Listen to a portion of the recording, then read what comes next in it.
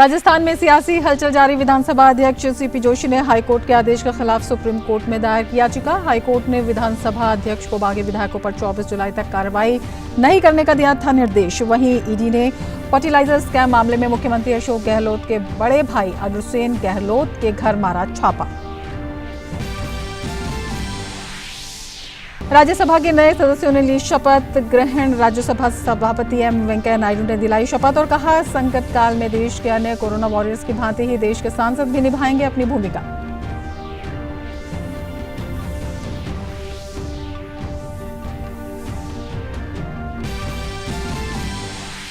दिल्ली के कैग भवन परिसर में उपराष्ट्रपति एम वेंकैया नायडू ने किया बाबा साहब भीमराव अंबेडकर की प्रतिमा का अनावरण। कहा, आज बाबा साहब के विजन पर चल रहा है सीएजी राजीव महर्षि ने भी किया कार्यक्रम को संबोधित।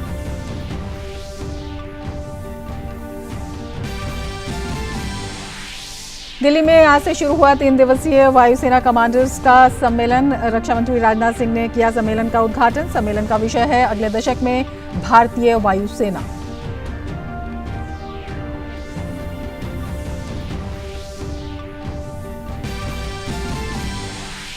प्रधानमंत्री नरेंद्र मोदी ने काकड़ापार परमाणु ऊर्जा संयंत्र 3 के एक महत्वपूर्ण चरण के पूरा होने पर परमाणु वैज्ञानिकों को दी बधाई। ट्वीट कर प्रधानमंत्री ने कहा, ये रिएक्टर है मेक इन इंडिया का एक गौरवपूर्ण उदाहरण।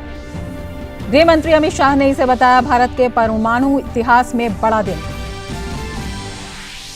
प्रधानमंत्री नरेंद्र मोदी आज करेंगे इंडिया आइडियाज समिट को संबोधित। सम्मेलन में भारत अमेरिका सहयोग समेत कई मुद्दों पर होगी चर्चा। साथ ही महामारी के बाद वाली दुनिया में दोनों देशों के संबंधों के भविष्य पर भी होगा विचार।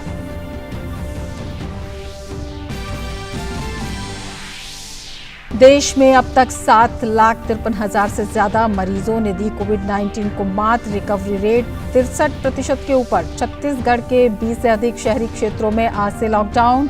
राजधानी रायपुर में पुलिस का फ्लैग मार्च। वहीं विश्व में 1,50,00,000 से ज्यादा लोग कोरोना संक्रमित।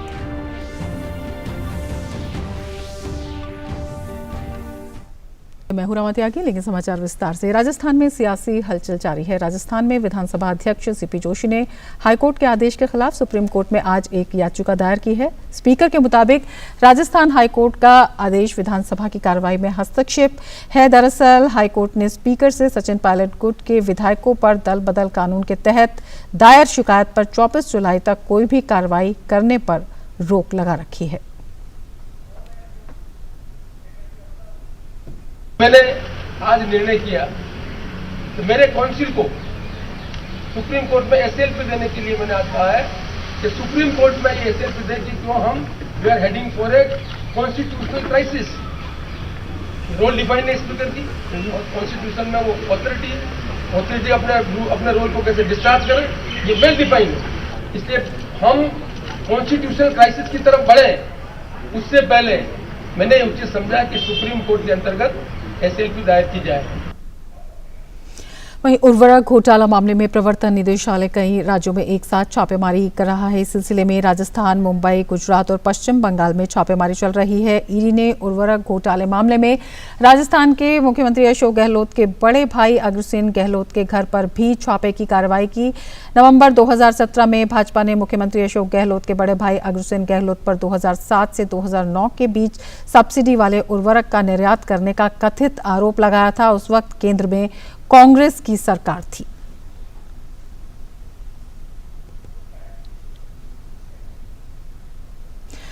राज्यसभा के नए सदस्यों को आज शपथ दिलाई गई। राज्यसभा के सभापति एम वेंकैया नायडू ने आज 61 सदस्यों में से 45 सदस्यों को पद और गोपनीयता की शपथ दिलाई। बीजेपी के ज्योतिरादित्य सिंधिया, कांग्रेस के दिग्विजय सिंह, मल्लिकार्जुन खड़गे और शिवसेना की प्रियंका चतुर्वेदी ने भी शपथ ली। सदन में भाजपा सांसदों की संख्या 75 से बढ़कर 86 हो गई है। पिछले माह 19 तारीख को 20 राज्यों में राज्यसभा के चुनाव हुए थे।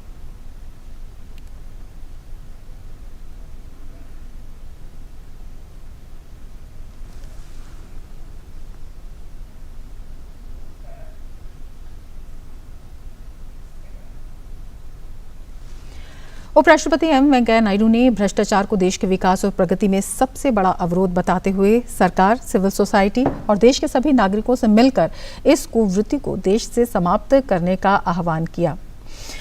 सीएजी परिसर में बाबा साहब डॉक्टर BR अम्बेडकर की प्रतिमा के अनावरण के अवसर पर उन्होंने ये बात कही। उपराष्ट्रपति ने देश के नागरिकों से संविधान की मर्यादाओं के निर्वहन के लिए निरंतर प्रयास करते रहने का आग्रह किया। उपराष्ट्रपति ने कहा कि आज कैग की प्रतिष्ठा एवं स्वतंत्र और विश्वसनीय संस्था के रूप में स्थापित है और इसका श्रेय डॉक्टर अम्बेडकर को जाना चाहिए, जिन्होंने एक स्वतंत्र संस्था के रूप में इसके व्यापक अधिकारों को निर्धारित किया। उपराष्ट्रपति ने कहा कि जवाबदेही, पारदर्शिता तथा सुशासन लोकतंत्र की आवश्यक शर्त हैं।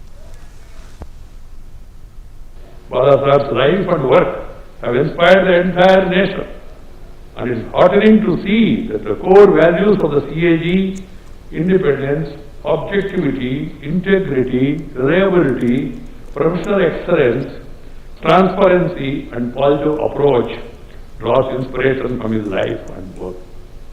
Today, the CAG has evolved as an enabler to Baba Saheb's vision that will not only ensure public financial accountability, but also act as a friend, philosopher, and guide of the executive. Many reports of the CAG and the consequent deliberations in the committee of the legislatures have led to various changes in the regular framework, governance, structures, and delivery mechanism of the government, thereby ensuring economy, efficiency, effectiveness of government operations. Delhi में आज से 24 जुलाई तक वायुसेना कमांडरों का सम्मेलन शुरू हो गया है। इस साल के सम्मेलन का विषय है अगले दशक में भारतीय वायुसेना। रक्षा मंत्री राजनाथ सिंह ने आज इस सम्मेलन का उद्घाटन किया। सम्मेलन की अध्यक्षता वायुसेना प्रमुख air chief marshal RKS Bhadauria कर रहे हैं। 3 दिन के इस सम्मेलन के दौरान वायुसेना के वर्तमान परिचालन परिदृश्य और तैनाती की समीक्षा के अलावा अगले दशक में भारतीय वायुसेना की परिचालन क्षमता बढ़ाने की कार्ययोजना पर चर्चा की जाएगी।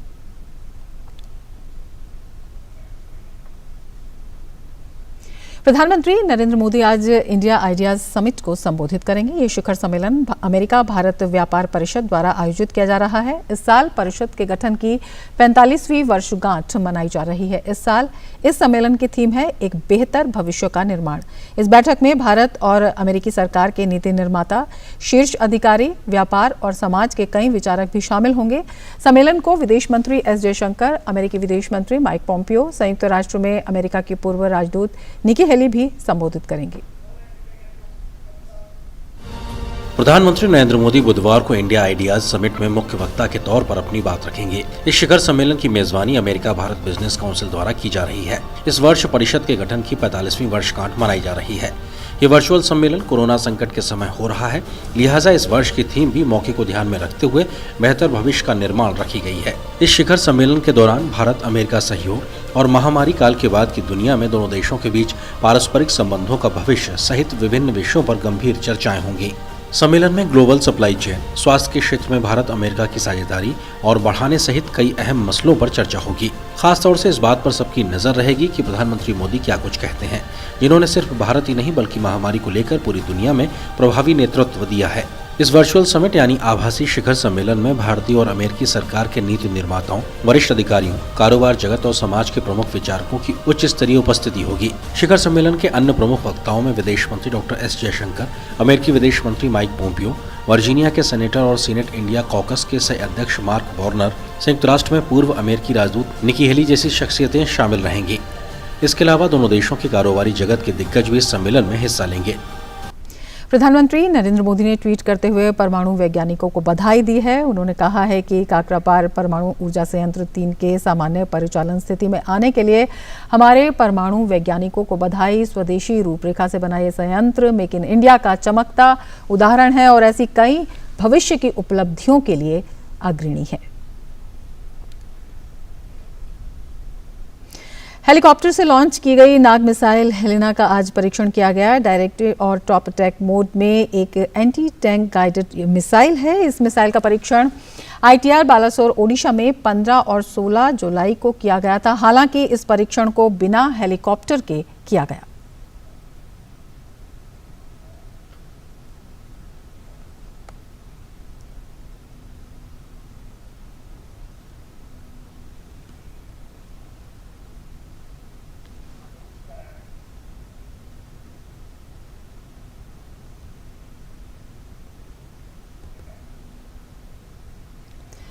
और देश भर में कोरोना वायरस संक्रमण का इलाज करवाकर 7.25 लाख के करीब मरीज ठीक हो चुके हैं।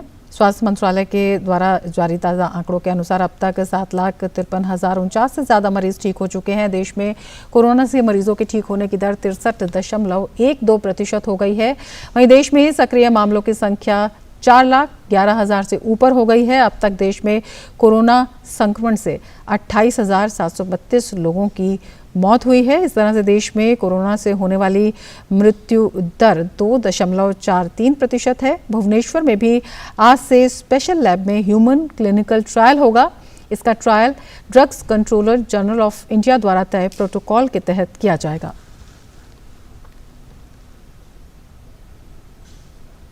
जिलाधिकारी पुलकित खरे ने कहा है कि शासन द्वारा समय समय पर कोविड डेस्क की स्थापना पर निरंतर बल दिया जा रहा है, जिसके तहत प्रत्येक सरकारी एवं गैर सरकारी संस्थानों में जहां 10 अथवा उससे अधिक संख्या में कर्मचारी कार्यरत हैं तो वहां पर कोविड डेस्क होना अनिवार्य है। इसके साथ ही उन्होंने कहा कि अद्यतन सूचना के अनुसार जनपद में केवल 124 हेल्प डेस्क स्थापित हैं, जिस पर शासन द्वारा अप्रसन्नता व्यक्त की गई है। श्री खरे ने निर्देश देते हुए कहा कि जिन सरकारी गैर सरकारी कार्यालय और संस्थानों में अभी तक हेल्प डेस्क स्थापित नहीं की गई है वह 2 दिन में हेल्प डेस्क स्थापित करना सुनिश्चित करें। उन्होंने कहा कि हेल्प डेस्क पर एक thermal scanner, pulse oximeter, sanitizer, face mask एवं रजिस्टर उपलब्ध रहेगा, जिस पर कार्यालय में आने वाले की थर्मल स्क्रीनिंग एवं पल्स ऑक्सीमीटर से रीडिंग ली जाएगी और उसका नाम, पता और मोबाइल नंबर रजिस्टर पर नोट किया जाएगा तथा हेल्प डेस्क पर तैनात कर्मचारी को पल्स ऑक्सीमीटर से रीडिंग लेने अथवा थर्मल स्कैनर का प्रयोग करने हेतु विधिवत प्रशिक्षण दिया जाए, जिससे कि यदि इन उपकरणों द्वारा किसी व्यक्ति की प्रदर्शित की जाने वाली सूचना मानक के अनुसार न हो तो तत्काल जनपद में स्थापित एकीकृत कोविड कंट्रोल रूम नंबर 0585223438 पर उक्त व्यक्ति के संबंध में सूचना दर्ज कराई जाएगी। जिलाधिकारी ने कोविड हेल्प डेस्क संख्या में वृद्धि के संबंध में अपर जिलाधिकारी संजय कुमार मोबाइल नंबर 0945441767 को नोडल नामित करते हुए निर्देश दिए हैं कि 2 दिन में सभी जनपद, तहसील, ब्लॉक स्तरीय सरकारी और गैर सरकारी कार्यालयों, औद्योगिक संस्थानों, पेट्रोल पंपों, प्रशिक्षण संस्थानों, चिकित्सालयों, नर्सिंग होम एवं बैंक, शॉपिंग मॉल आदि के सामने हेल्प डेस्क स्थापित हो जाए और जहां आवश्यकता हो वहां के कर्मचारियों को प्रशिक्षण भी दिया जाए। उन्होंने कहा कि 3 दिन बाद किसी कार्यालय और संस्थान द्वारा शासन के निर्देशानुसार कोविड हेल्प डेस्क स्थापित नहीं किया जाएगा तो उसके विरुद्ध महामारी अधिनियम के अंतर्गत कार्रवाई की जाएगी। खरे ने एसडीएम से कहा यदि सुनिश्चित कराए कि किसी भी पेट्रोल पंप पर बिना मास्क लगाए किसी व्यक्ति को पेट्रोल न दिया जाए और पंप स्थल पर जागरूकता हेतु होर्डिंग एवं लाउड स्पीकर सिस्टम से तत्काल प्रचार प्रसार कराएं तथा आगामी 3 दिन समीक्षा करके अधो हस्ताक्षरी को सूचना देंगे कि कितने कार्यालय एवं संस्थानों में कोविड हेल्प डेस्क स्थापित हो गए हैं।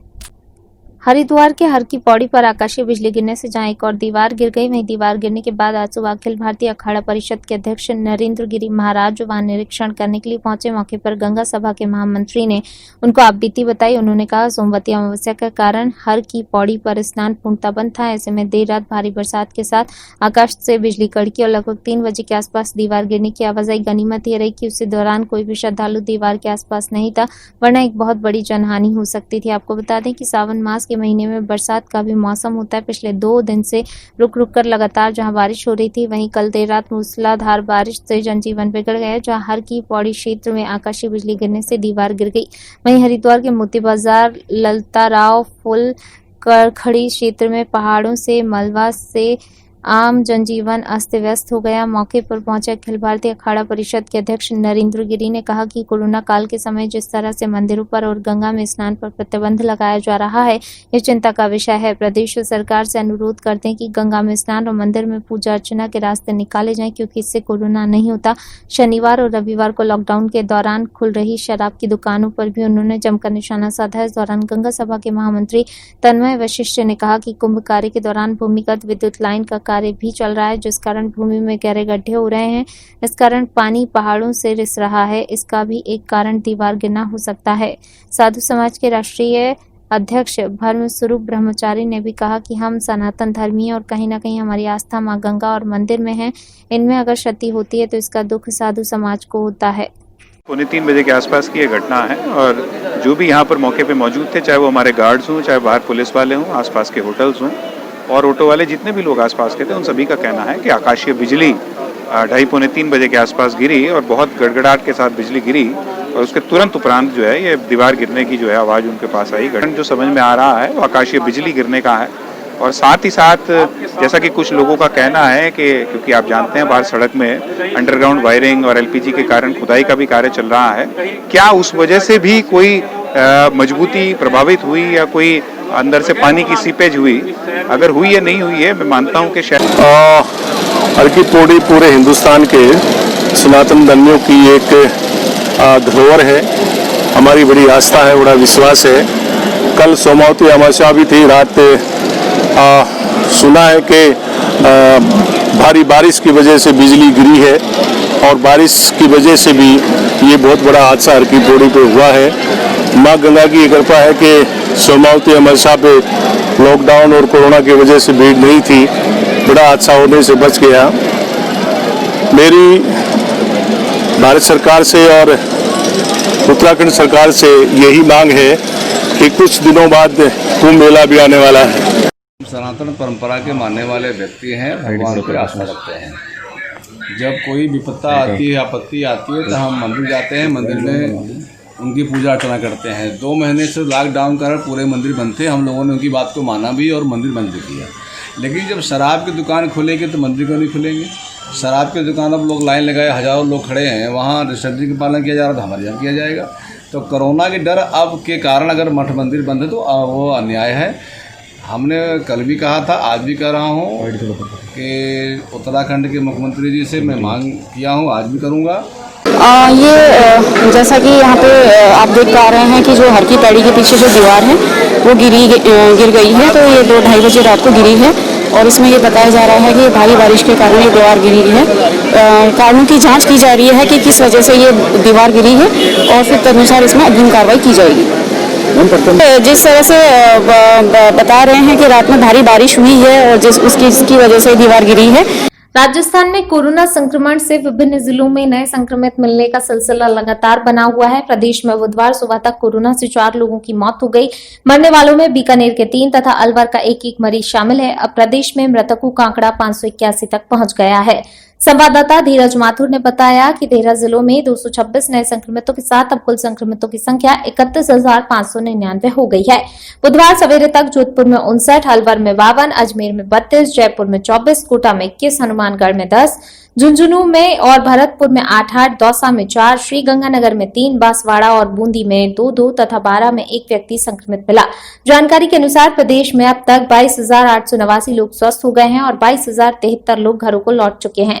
चिकित्सा विभाग के अनुसार अब तक जोधपुर में 5,002, जयपुर में 4,470, भरतपुर में 2,215, पाली में 2,111, अलवर में 1,966, बीकानेर में 1,507, अजमेर में 1,292, नागौर में 1,161, कोटा में 1,120, धौलपुर में 1,045, बाड़मेर में 1,041, उदयपुर में 1,011, जालौर में 953, सीकर में 780 कोरोना रोगी मिल चुके हैं। इसके अलावा 12 में 81 एवं बूंदी में 44 संक्रमित मिल चुके हैं। अन्य राज्यों से आए प्रवासी नागरिकों में से 6,869 संक्रमित हैं। अभी प्रदेश में कोरोना के सक्रिय मामले 8,129 हैं। इसके साथ ही इस बुलेटिन में फिलहाल इतना ही। नमस्कार।